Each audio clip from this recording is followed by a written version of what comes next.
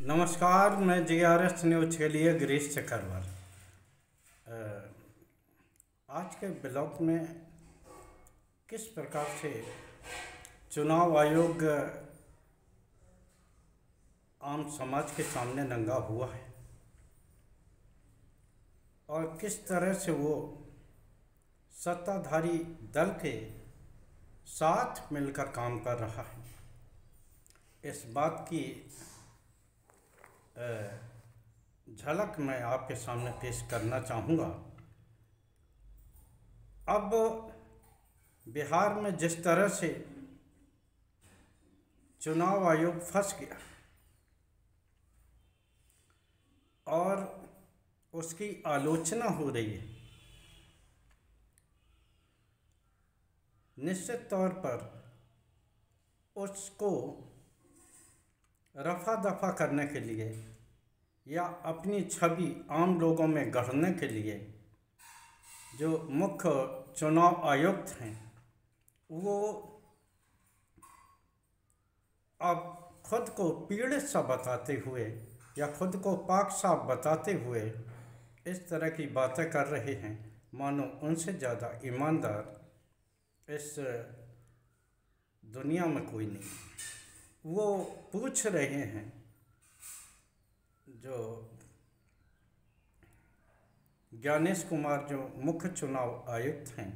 वो ये पूछ रहे हैं, क्या अवैध घुसपैठियों को हम मतदान करने दें या क्या मृतक लोगों के वोट न काटे जाएं। मैं यहाँ उनसे भी ये प्रश्न करना चाहता हूँ कि आखिर इस चीज़ से आपको रोका किसने। मतदाता सूचियों का पुनरीक्षण होता रहता, ये सतत चलने वाली प्रक्रिया है और इस प्रक्रिया में बीएलओ घर घर जाके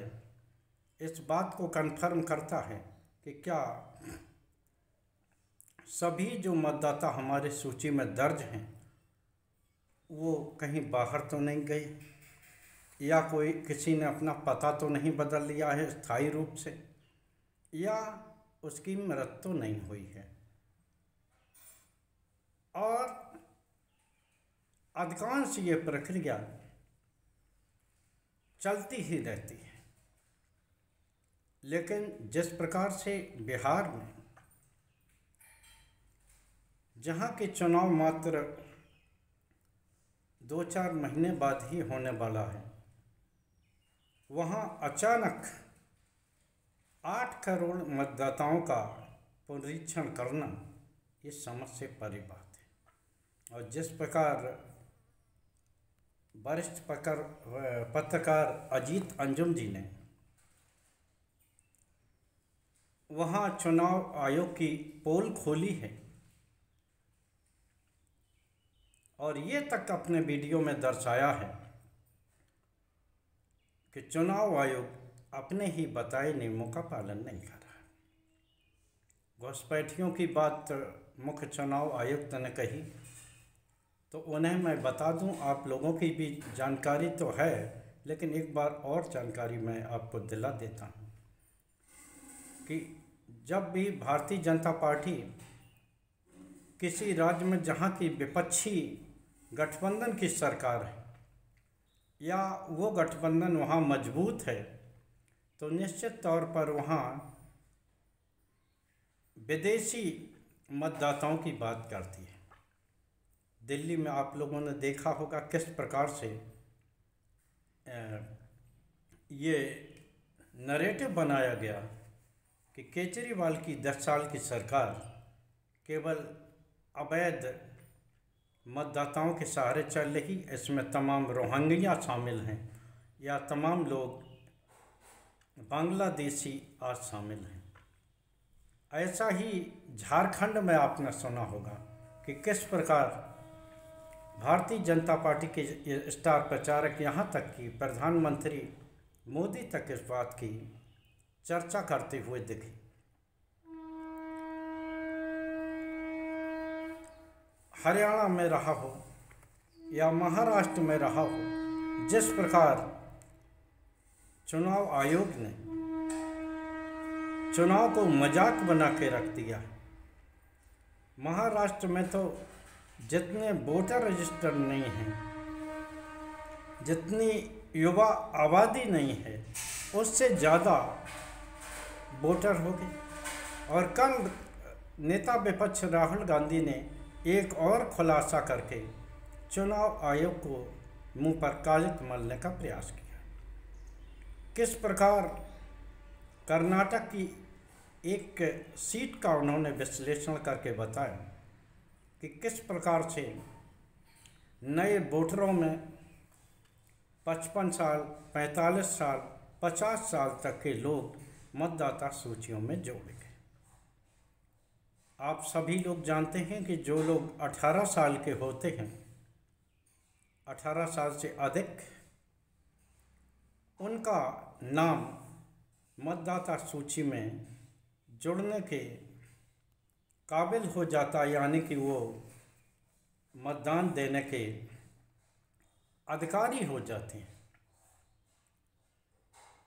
45 साल के लोगों का नई मतदाता सूची में मत जुड़ना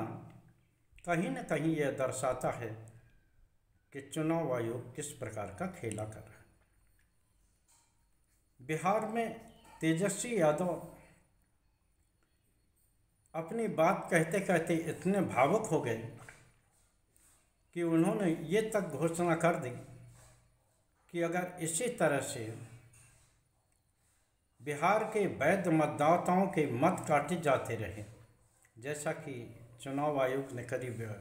71 लाख मतदाताओं की सूची दी है कि जो करीब 20 लाख लोग मर गए हैं, 28 लोग स्थायी तौर पर बाहर रह रहे हैं, जैसे आप विस्थापित लेबर कह सकते हैं, और तमाम लोग अन्य जगह पर गए हैं, और कई लोग ऐसे हैं, करीब 15 लाख, जिनसे कि BLO संपर्क नहीं कर पाए। यानी कि इन 71 लाख लोगों पर बिहार में मतदाता सूची में नाम कटने की पूरी गुंजाइश अब बनती दिख रही। हालांकि अगर अन्य लोगों ने भी अपने अभी तो जैसा कि दावा किया, तो ऐसा महसूस होता कि लगभग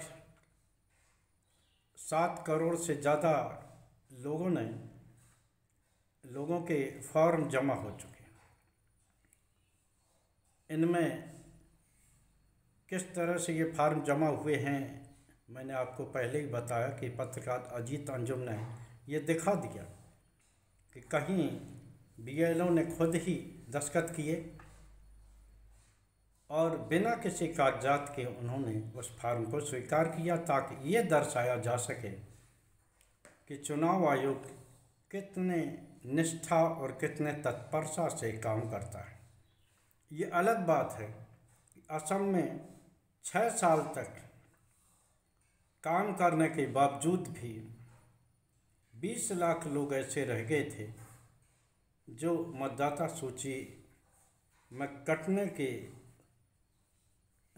स्थिति तक पहुंच गए थे, जिसमें कि करीब 8 लाख के करीब हिंदू थे। नुकसान होता देख खुद भारतीय जनता पार्टी जो NRC लेकर आई और ये कहकर लाई कि इससे बाहरी वोटों को छांटा जा सकेगा, खुद ही इस तरह की NRC या इस सर्वे को मानने से इनकार कर दिया। बिहार में जिस तरह से, जैसा कि मैंने आपको बताया, दिल्ली और झारखंड की तरह जिस प्रकार से बिहार में अब विदेशी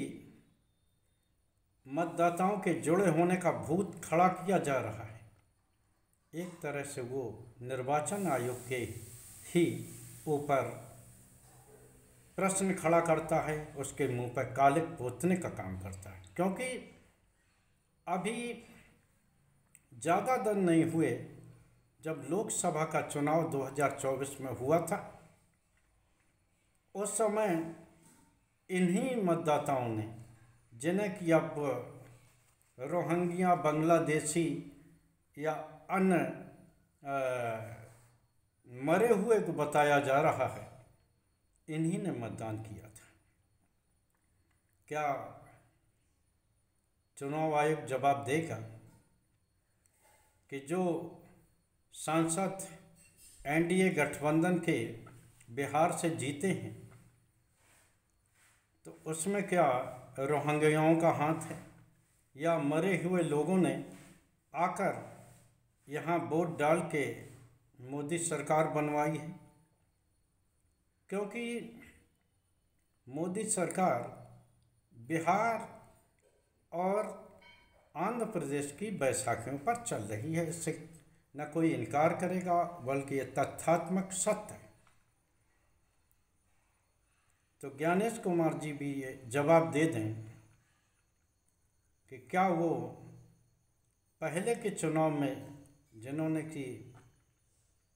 मतदाता,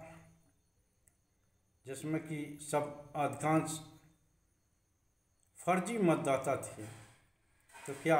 एनडीए के चुने हुए सांसद भी फर्जी हैं? आप लोगों से भी एक निवेदन हमारा रहेगा कि ये मसला सिर्फ अभी बिहार का नहीं है, इसके बाद बंगाल में होगा, क्योंकि वहाँ ममता बनर्जी को छल दल करने के बावजूद भी वो हरा पाने में असमर्थ है। उत्तर प्रदेश, उत्तराखंड में भी होगा, भले ही ये उनकी सरकार है, लेकिन जिस तरह लोकसभा में उत्तर प्रदेश में आधे से आधी सीटों पर चिमटी है बीजेपी, निश्चित तौर पर एक तरह का खतरा तो उन्होंने पैदा ही कर दिया। और अन्य जो प्रदेशों जो भी चुनाव में जाएंगे, उसमें इसी तरह का खेल करके भारतीय जनता पार्टी को जितवाने का पूरा प्रयास चुनाव आयोग करेगा। एक प्रश्न के साथ मैं अपना ब्लॉग ख़त्म करना चाहता हूं कि अगर वैध मतदाताओं के वोट इसी प्रकार कटते रहे तो संसदीय या यूँ मान लिए चुनावी लोकतंत्र का क्या अर्थ रह जाएगा। आज के ब्लॉग में बस इतना ही। जय हिंद, जय भारत। कल फिर किसी नए मुद्दे पर आपसे जुड़ने का प्रयास करें।